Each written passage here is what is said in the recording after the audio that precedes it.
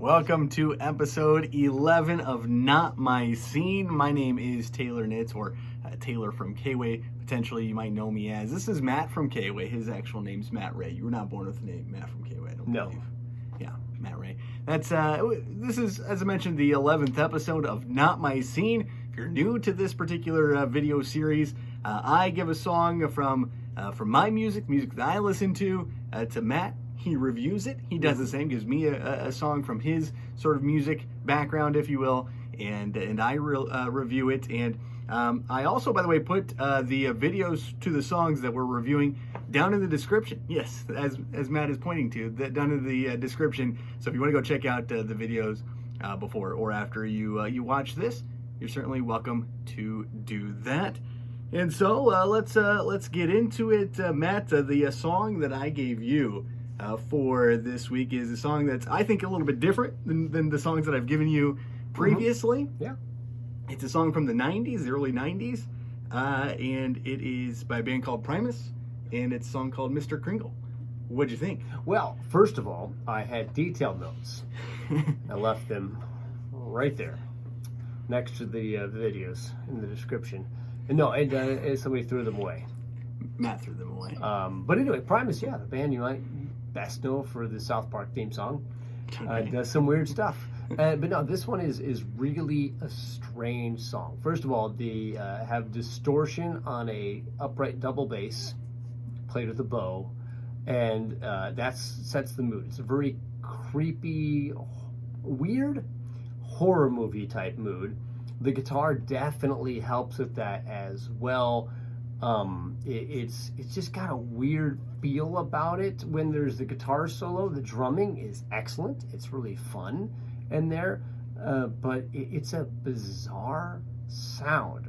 I mean, how many other songs have a distorted double bass as the main instrument that you relate to in that song? The guitar is in there as well, so maybe a co-main instrument, definitely the lead-in.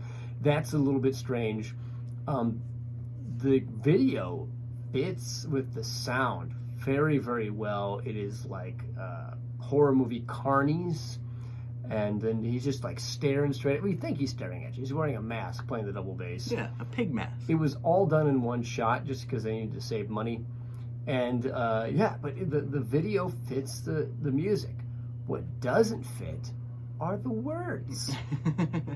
They're just random. I know the story is that he did the words just based on a conversation. His friend, Mr. Krinkle, was his alias at hotels.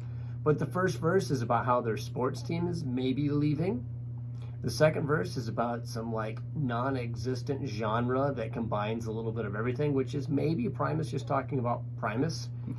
But it doesn't mean anything. It's just random words, and it makes no sense to the music.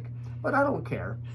I don't care. So like, if you were going to film a horror movie with a weird scene with carnies, it's great sound. So yeah, it's a weird sound. It's different. I probably had something better to say on the notes that I wrote. But yeah, the song means nothing. And it just is a cool double bass featured song with a nice guitar part, nice drumming, and weird sound with nonsensical lyrics. Yeah.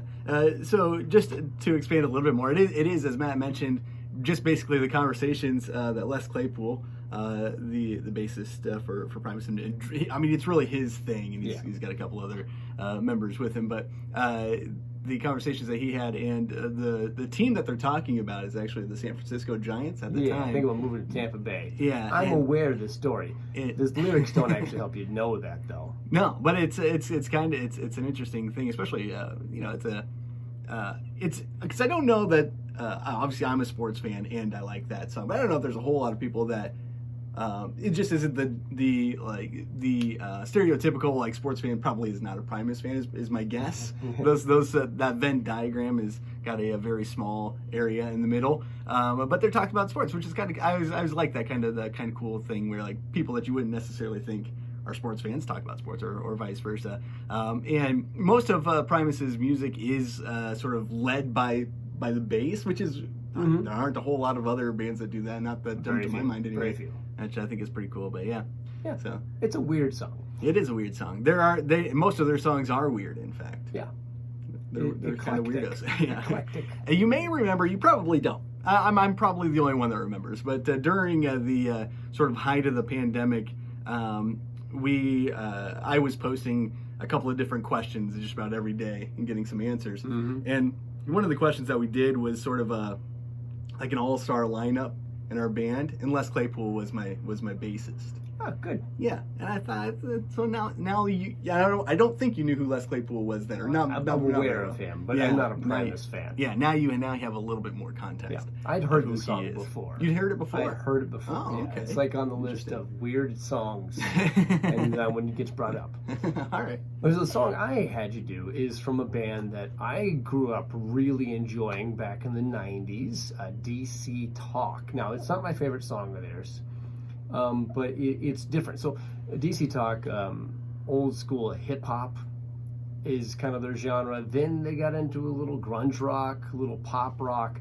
And the one I gave you is the Hardway, which is none of those things.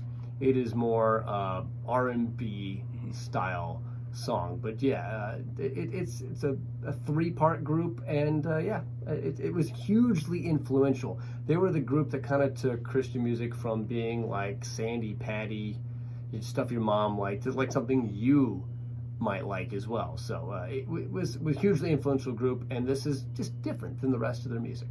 Yeah, so the Hardway by DC Talk. And before I actually get into this song, I don't know. I know who DC Talk is, and Jesus Freak actually that's one of their songs. If you don't know, and it's a fantastic song. And it's the first song that I remember like having like this pretty intense like reaction, like, oh, this is awesome. This is different than anything I'd I heard. would have picked it, but you already knew Jesus Freak. Yeah. And that, I don't even remember how old I was when I heard that, but like I had grown up, just listening to, the oldies music that my parents listened to, which is great, by the way. But then my cousin played Jesus Freak for me, and I was like, man, this is awesome. My mom's like, what are they so mad about?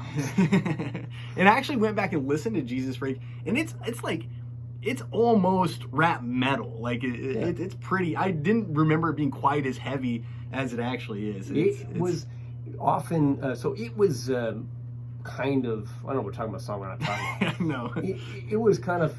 Kurt Cobain had died. That's Kurt right there. At the end of this, and we should probably take this call. Okay, wait.